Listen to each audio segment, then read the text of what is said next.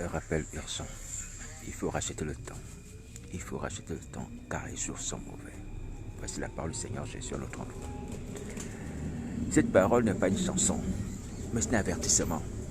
Un avertissement pour nous, mes amis. Les jours qui nous attendent sont mauvais. Déjà à cause de nos péchés, les autres appellent que nous accomplissons. Cela inspire déjà à Dieu de nous frapper. Mais en plus de cela, nous avons la fin du monde. Le monde qui va subir la détresse. Le sixième sceau est prêt d'être ouvert. Est prêt d'être ouvert. Les jours sont mauvais pour tout le monde. Pour celui dedans, comme pour celui dehors. Il faut se repentir maintenant. Partagez ce message, même aux gens du dehors, à vos familles qui ne croient pas, de se convertir. Parce que certainement, à cause de la catastrophe, ou même des fléaux qui s'annoncent, les gens vont se tourner vers Christ. Faites-le pour vous-même et pour vos proches, pour vos amis et connaissances. Les jours sont mauvais. Les jours sont mauvais. Il ne va s'améliorer. La détresse sera si forte et si grande qu'il n'en a jamais paru depuis la fondation du monde. C'est ce que dit le Seigneur Jésus. Il faut se repentir. Mais le jugement de Dieu commencera dans sa maison. Commencera dans sa maison. Commencera dans l'église. Parmi nous. Vous qui êtes mes amis et sur Internet. Sachez que vous avez la grâce. La grâce d'entendre les paroles de Christ. La grâce de connaître le chemin de la délivrance. Qui consiste pour moi à se repentir. Mais attention. Vous êtes aussi des personnes qui seront les premières personnes à subir la colère de Dieu. Parce que vous avez déjà entendu. Et vous voyez la puissance du sang de Jésus qui pardonne mes péchés, qui me purifie de mes péchés, qui me délivre des yeux du diable, qui me permet d'avoir la grâce de vous parler. Vous êtes donc sans excuse. Mais choisissez le bon côté de la grâce. Celui qui consiste à entendre les paroles de Christ et surtout à les mettre en pratique. Et non pas être là, à les écouter, à ne rien faire. Parce que là, vous êtes sans excuse. En accomplissant encore les œuvres du diable. Sans excuse. Alors donc, je vous interpelle tous. Et surtout mes amis, il faut se repentir. Il faut se repentir. Je vois encore que les gens continuent à mettre des messages sur Internet. Écrire des versets bibliques, des exhortations. Oui. Vous ne prenez pas en compte le salut de vos âmes. Vous n'avez pas pitié de vous-même. Le fils prodigue a quitté le pays lointain parce qu'il souffrait. Il ne voulait pas subir la mort. Il est parti chez son père. Quittez le diable, quittez les faux ministères sur vos âmes, sur vos vies. C'est une réaction humaine qui nous est possible également d'avoir. Vous pouvez avoir cette réaction. Nous sommes tous de la même nature. Comme Jacques pour le dire. La même nature qu'Élie dans la foi chrétienne. Même pour ce qui concerne le fait de sauver sa vie. C'est une réaction qui est même animale, universelle, naturelle, humaine. Sauvez vos vies, ne parlez plus de temps. Rachetez le temps.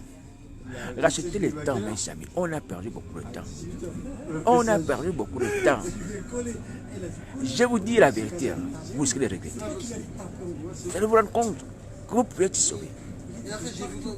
Vous êtes assis sur le mensonge, des faux raisonnements, des fausses certitudes. Comme quoi, personne ne peut quitter la sorcellerie. Comme quoi, si on quitte la sorcellerie, Satan va nous tuer. Je vous dis que c'est un mensonge, c'est un mensonge, c'est un mensonge.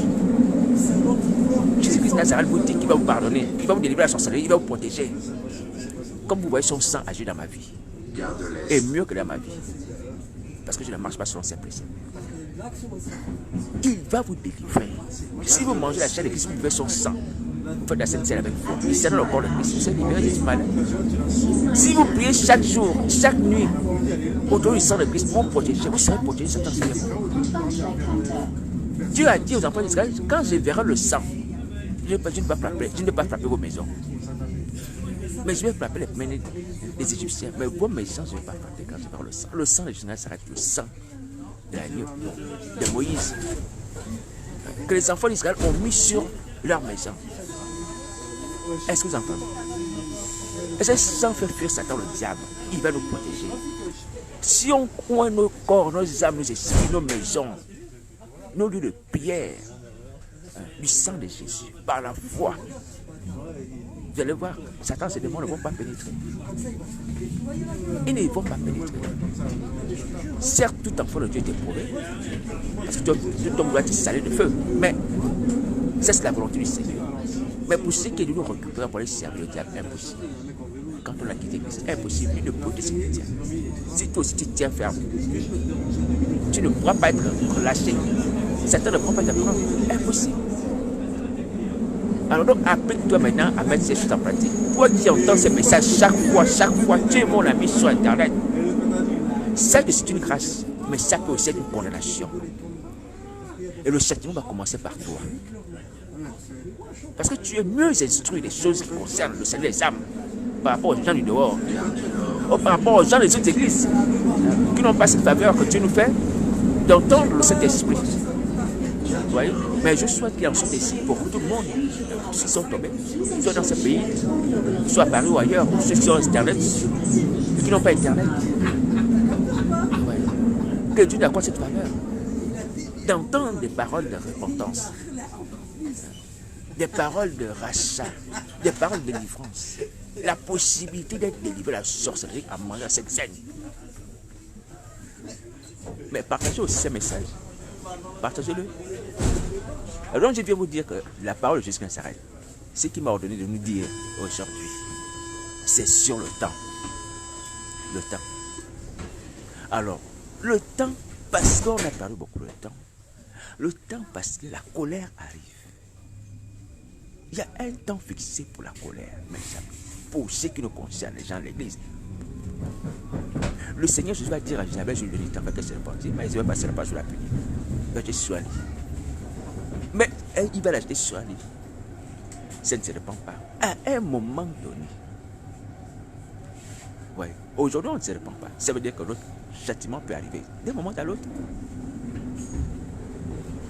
Il peut arriver. Mes amis, repentons-nous. Quittons la sorcellerie. Allons-y confesser nos péchés à Jésus Nazareth. Prenons courage. Voici la parole du Seigneur. Et il s'agit ici, mes amis, d'aller souffrir dans la vie, ça ne peut pas se faire. Je ne sais pas quelle peur on pourrait avoir de Satan lorsqu'on voit le sang de Christ faire fuir Satan, c'est démons. Vous avez le témoignage sur le sang. Le témoignage sur le sang. Quand je parle du sang de Jésus, Satan tremble déjà. Il fuit le sang de Jésus. Ça ne peut pas vous donner le courage de voir que l'ennemi ne vous a pas peur. Et lorsque les démons commencent à trembler en vous, parce qu'ils entendent le message sur le sang de Jésus, mais c'est le moment de prier, de te repentir, de dire Seigneur, je suis à mon secours. Quand on nous tremble, parce qu'on entend le sang de Jésus, c'est là où il faut invoquer Jésus-Christ. Là, il est en état de faiblesse. Mais tu le laisses encore te manipuler. Il t'amène dans les choses, les abominations, les impuretés, dans la rébellion, dans les faux ministères. Mon frère, ma soeur, arrête ça. Arrête ça.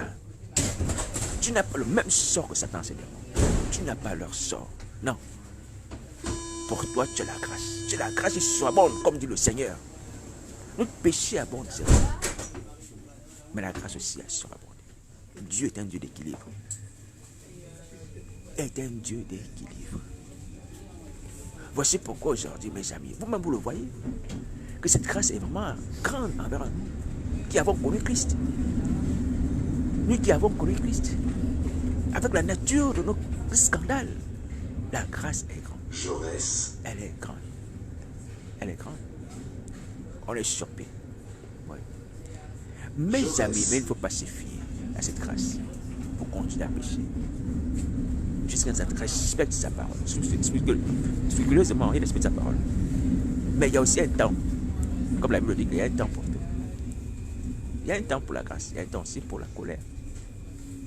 Il faut se repentir. Il faut se repentir. Voici la parole du Seigneur Jésus. Ce qu'il m'a dit de nous ordonner, de faire, c'est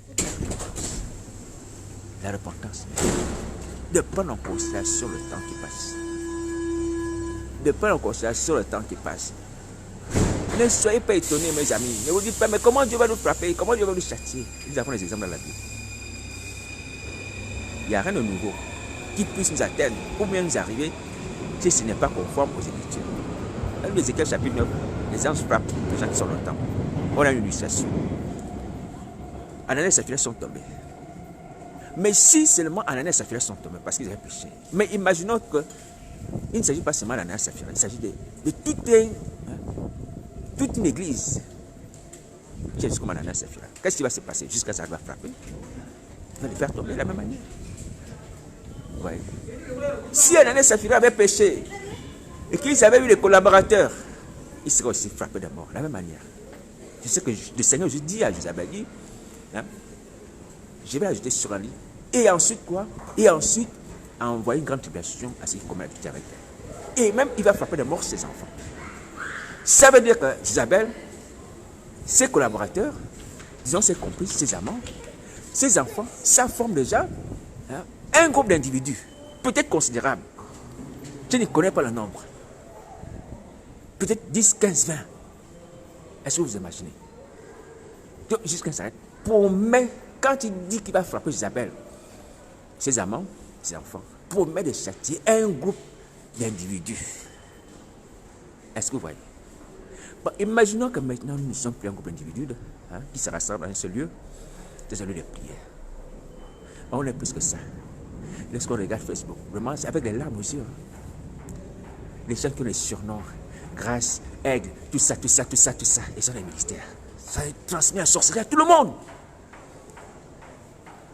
Bon, peut-être il y a quand même un petit reste qui n'a pas la sorcellerie. C'est triste. Vous allez être frappé de mort. Vous allez être frappé de mort.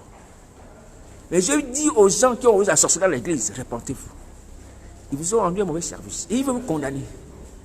Les pasteurs vous ont transmis la sorcellerie en vous faisant de fausses impositions, des mains, en faisant des faux baptêmes. Vous êtes jeune, peu importe femme, homme. Tu dis tranquille dans ta maison, tu es venu à l'église, on t'a invité, on t'a imposé les mains, paf, tu as reçu la sorcellerie alors que tu ne devais pas la recevoir.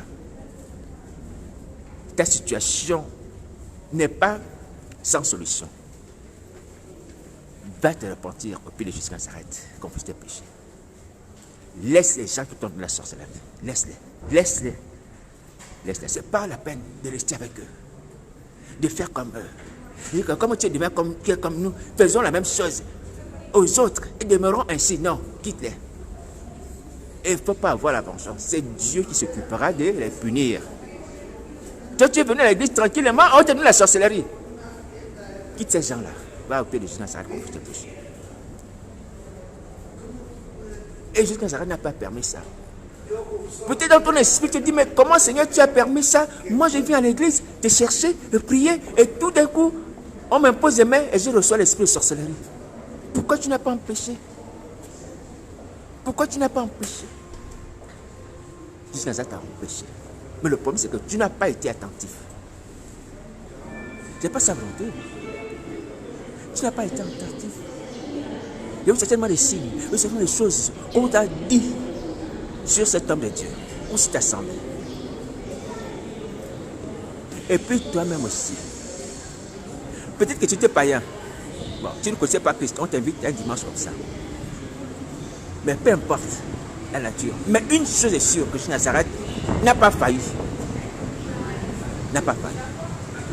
Il faut regarder soi-même ce qu'on a fait. Alléluia. Nous tous pareil. Et ce qu'il dit à l'église d'Éphèse, souviens-toi là où tu es tombé. C'est toi-même qui es tombé. Souviens-toi là où tu es tombé. Répands-toi, pratique tes premières œuvres. C'est ce qu'il dit à l'église d'Éphèse dans l'Apocalypse. C'est l'église d'Éphèse qui est tombée elle-même. Pas d'elle-même, elle-même. Est-ce que vous voyez? Jusqu'à ça ne peut pas nous faire tomber. Ce n'est pas sa volonté que nous puissions tomber. Mais il arrive que nous soyons distraits, que nous soyons manipulés, que nous soyons séduits. Et même si on est venu en tant que païen, les païens dans le monde, par exemple, surtout les temps actuels, ils sont instruits, ils sont au courant de ce qui se passe dans les églises. Il y a les païens qui savent qu'il y a des faux pasteurs, il y a des faux prophètes, que les églises qui prêchent pour l'argent, qui servent pour l'argent. Il y a les païens qui le savent. Il y a quand même une information qui est là, qui est répandue. Il y a une image de nous dans la société. Vous voyez? Je me souviens d'ailleurs quand j'allais à l'église où j'ai reçu Christ comme Seigneur Sauveur de ma vie. C'est mon frère qui me disait, mais toi tu vas dans cette église-là, on change les gens, j'esprit là-bas. On change les gens, j'esprit là-bas. Tu vas recevoir un mauvais esprit là-bas. Bon, c'est ce que mon frère disait. Mais en fait, le mauvais esprit, c'était le Saint-Esprit. Il se trompait. Vous voyez? Et c'était le Saint-Esprit. Mais dans tous les cas, les païens ont déjà, par, oui dire, connaissance de ce qui se passe dans l'église.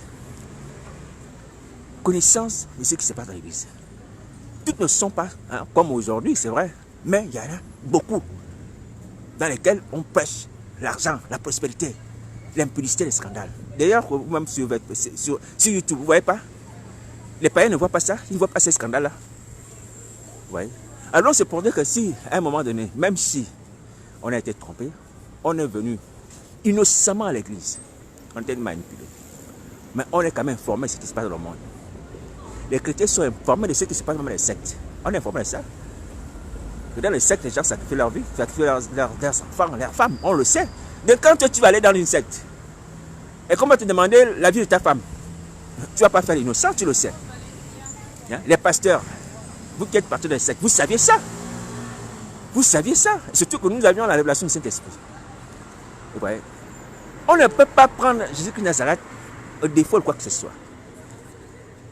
Il est fidèle et juste, sa volonté que tout soit sauvé. Alléluia. Mais moi le premier, comme vous, on a péché par manque de vigilance. Voilà. Par entêtement aussi. Vous voyez?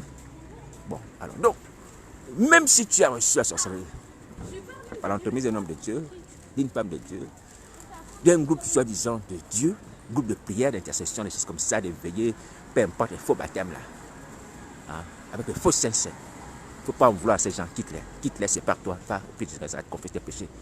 Reconnais ton erreur.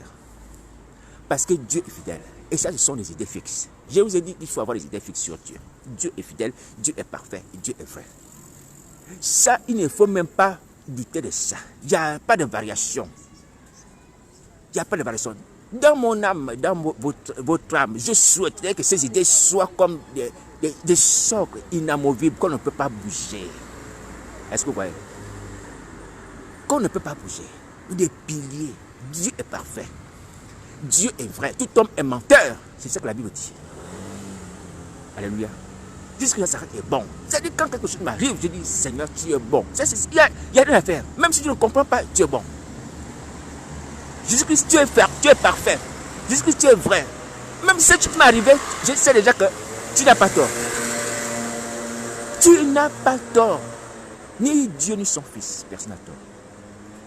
Même si on ne comprend pas, il faut déjà avoir ces idées fixes dans notre esprit, ces préjugés positifs sur Dieu. Et je vous l'ai dit qu'il faut avoir ce genre d'opinion.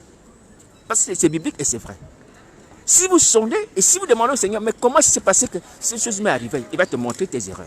Et tu te rends compte, oui Seigneur, c'est vrai. Je prends un exemple. Les gens pensent que oh non, mais Dieu ne punit pas. Il y a des méchants qui croisent, qui font du mal aux innocents, qui tuent, qui volent, qui mangent, qui commettent l'adultère. Où est Dieu? Mais non, Dieu n'existe pas. Les gens qui arrivent à dire ça, Dieu n'existe pas. Non, mes amis, Dieu existe. Dieu est vivant. La preuve, c'est que tu as reçu de vie. Tu n'achètes pas, tu ne sais pas comment tu l'as. C'est la preuve que Dieu vit et qui te donne reçu de vie. Ce n'est pas ton père ni ta mère qui chaque matin te donne des litres d'oxygène. Non, c'est Dieu. Tu dors, tu te réveilles. C'est un miracle de Dieu. C'est-à-dire la présence de ta personne sur la terre, chaque jour, prouve déjà que Dieu existe. Quand on regarde la nature, alléluia. Alors, au sujet des injustices, même les prophètes éternels, à un moment donné, vont dire Seigneur, mais pourquoi les méchants croient comme ça? Je ne sais pas si à Habakkuk, tu vas se plaindre. Pourquoi le mal comme ça? Je dois voir le mal devant mes yeux. Pourquoi je dois voir tout le temps la méchanceté, l'injustice? Et quand je crie, je dois crier la violence, comme Jérémie va le dire.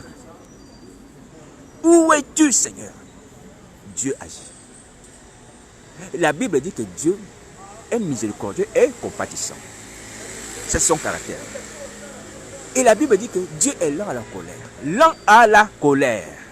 Riche en bonté et en fidélité. C'est dans la Bible. Dieu est lent à la colère. Lent à la colère. Il faut retenir ça. Dieu est lent à la colère. Alléluia. Dieu est lent à la colère. Ça veut dire que Dieu se met en colère. Dieu punit. Mais ce n'est pas immédiatement. Ce n'est pas immédiatement qu'il punit. Il est dans la colère. Alors donc si tu comprends ça, moi aussi, on va fermer nos bouches. On va cesser d'accuser Dieu d'indifférence. Alléluia. Par rapport à la méchanceté. Il est lent à la colère.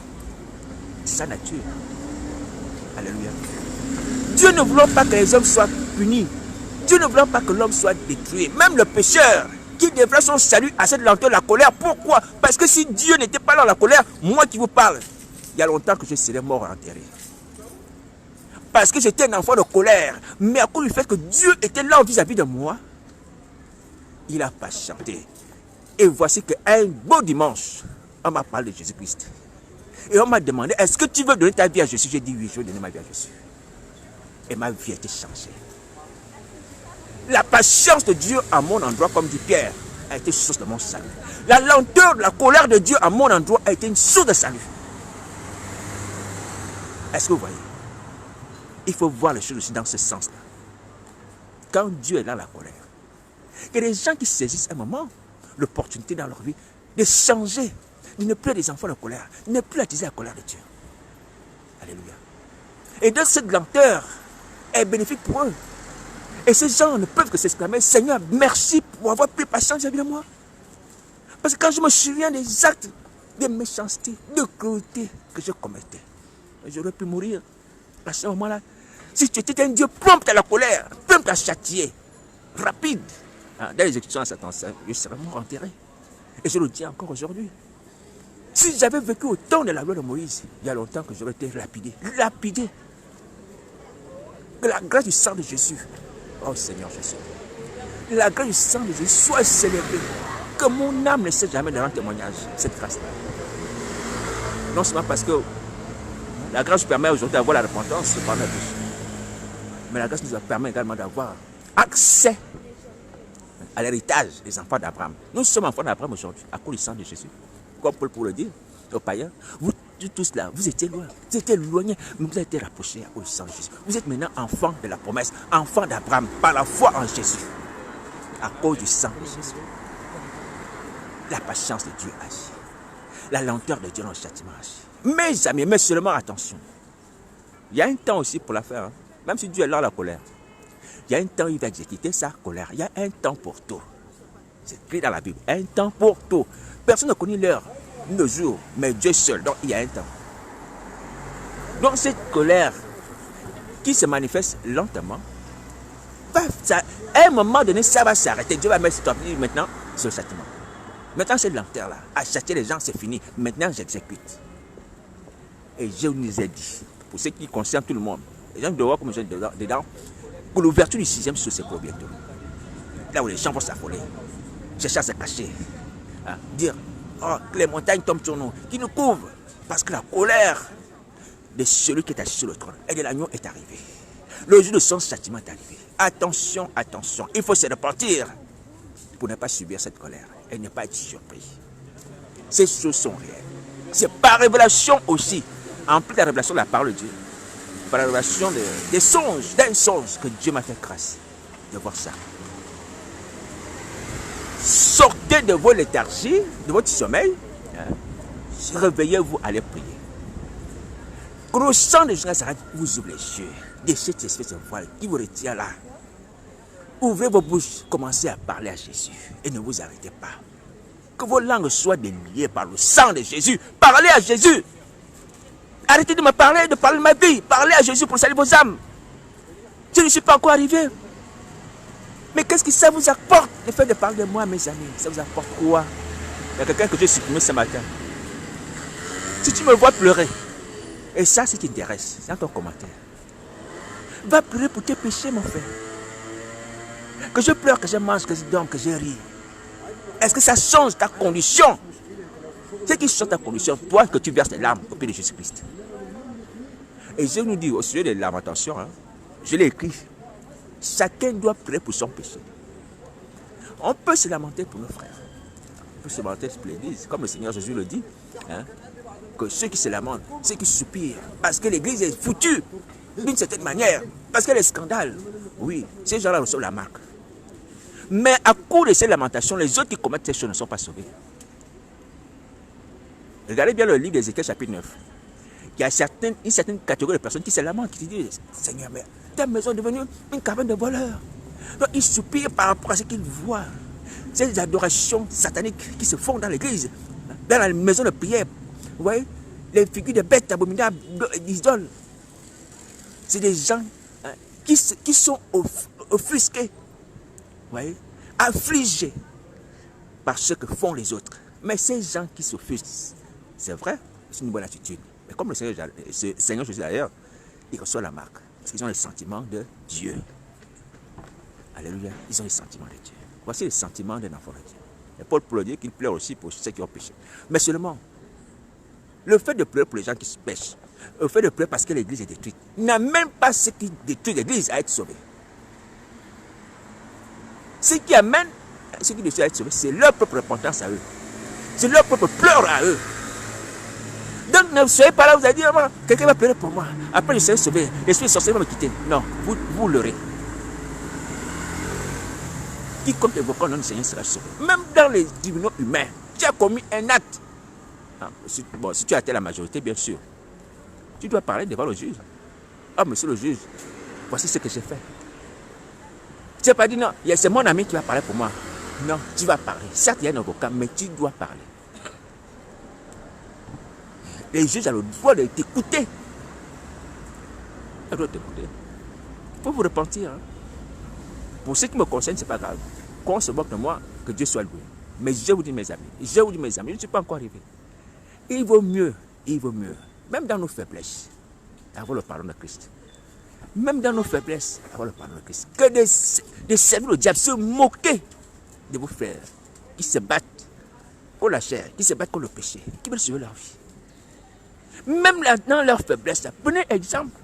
Ah, mais ce frère est tombé. J'ai vu qu'il a eu un moment de faiblesse. Mais il s'est repenti. Il a pleuré devant la face du Seigneur. Moi aussi, je vais pleurer devant la face du Seigneur. Mes péchés, je serai sauvé. Mais certains prennent pour ça, pour un sujet de moquerie. C'est vous-même. Vous-même là-bas. Vous-même là-bas.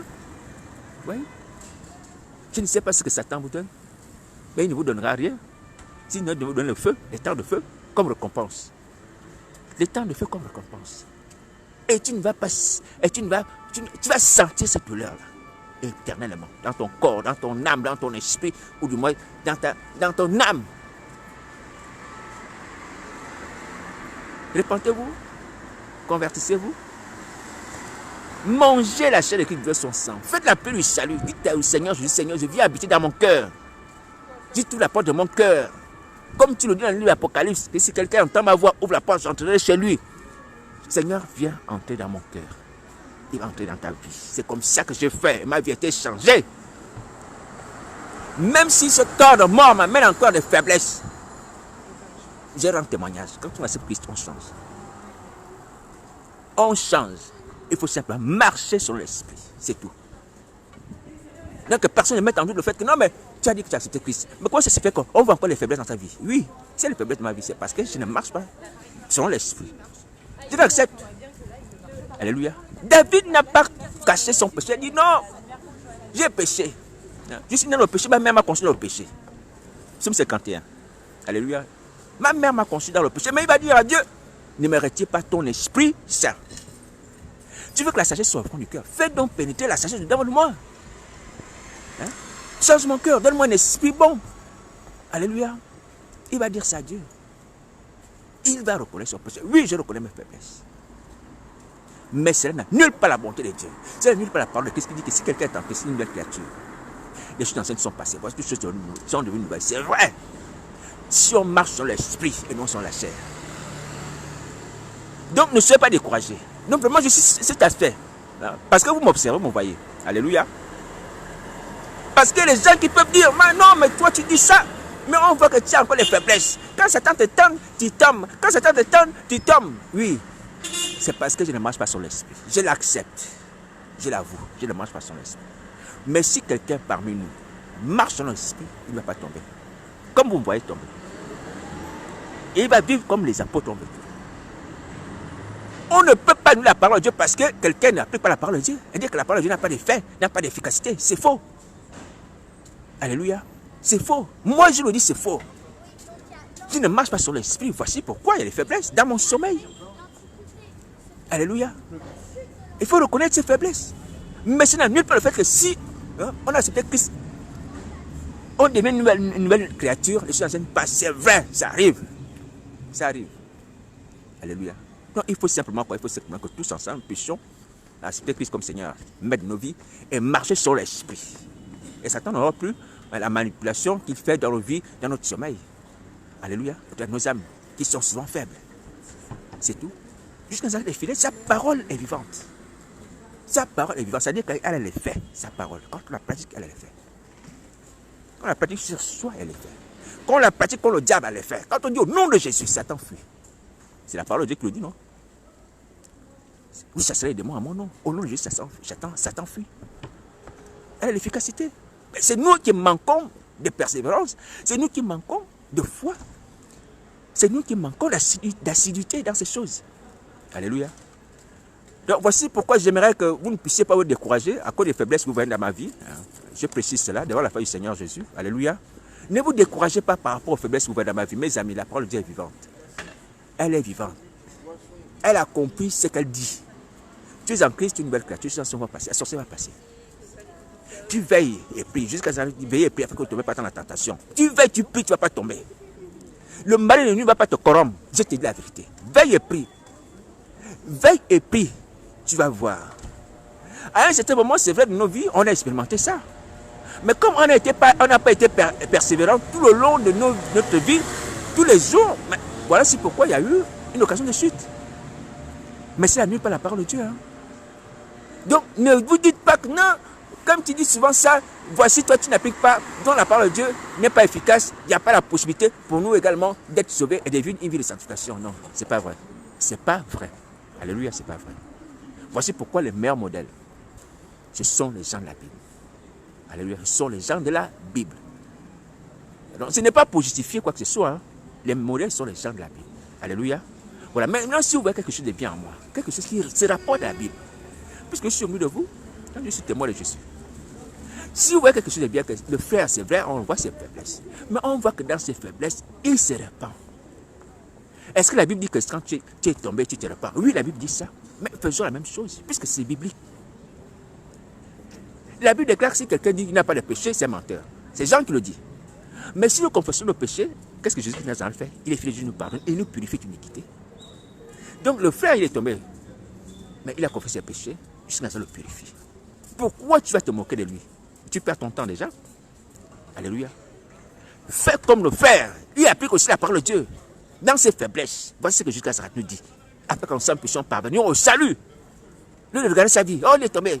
Oh, il est ici. Il a mangé un truc. Il a fait ceci. Ça ne sert à rien. Ça ne sert à rien. Ce qui est important, c'est est-ce qu'il a appliqué la suite la parole de Dieu comme un enfant de Dieu? Et je nous signale. Je nous signale. Le critère qui permet de reconnaître un enfant de Dieu. Écoutez bien. Partagez ce message.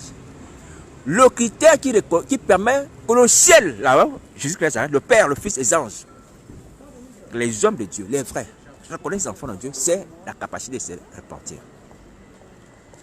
Prenez ça comme une lettre à la poste. La capacité de se repentir.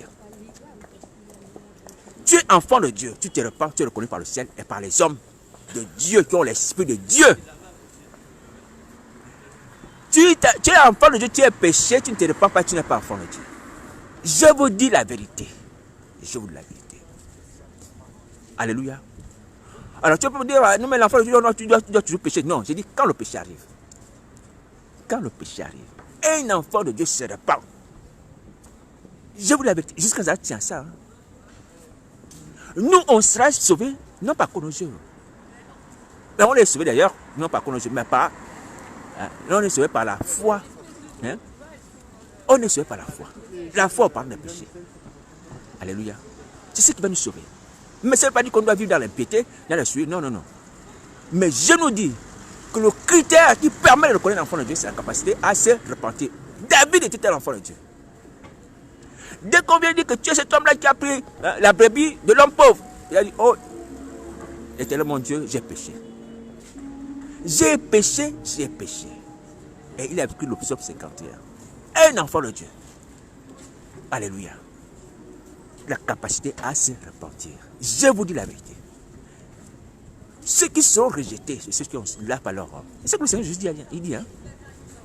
Et lui, ceux qui lavent sa robe, il va monter dans la ville sainte, manger l'arbre de vie. Mais ceux qui ne lavent pas sa robe, ça veut dire qu'il ne se répand pas, ce n'est pas la peine. Est-ce que vous comprenez ça? Allez laver vos robes. Allez regarder la vie des gens. Vous perdez le temps sur les futilités. Et vous serez sauvés. Vos péchés sont pardonnés déjà. Le sang de Christ a coulé pour ça. Vous voulez quoi? Que Jésus-Christ vienne parler à votre place? Vous avez les bouches. Mais utilisez vos bouches. Vous avez les cœurs, utilisez vos cœurs. Donc voici la parole du Seigneur. Si vous ne faites pas ça, vous serez frappés de mort. Et c'est justice. Et c'est justice. Que le sang de Jésus s'arrête. Annule toutes les œuvres macabres que vous avez faites. Ceux qui sont sur Internet là. Les voiles, les destructions, les malédictions, qu'elles soient annulées par le sang de Jésus. Vraiment. Que le Seigneur annule cela. Qui paralyse vos mains. Qu'il annule les ordres que Satan vous a donnés contre les innocents. Aujourd'hui, peut-être il y a des réunions de prière, Seigneur Jésus. Tu vois toutes choses. Ces hommes et ces femmes qui m'entendent. Protège les innocents de leurs mains. Ne permet pas qu'ils continuent à suer les gens. À voler les gens. Que ton sang couvre ces innocents qui ont été cherchés. Et ne soient pas la sorcellerie. Et que ceux qui s'entêtent à transmettre la sorcellerie. Après avoir entendu ces messages, Seigneur Jésus. Seigneur, à toi d'agir. Toi qui es le chef de l'église. Et que tu rendes selon leurs œuvres. Selon que tu as dit à Isabelle que tu la rendais selon ses œuvres. Parce que les innocents qui souffrent aussi à cause de cette affaire de sorcellerie. Que tu sois clair. Que ton nom soit béni. Amen.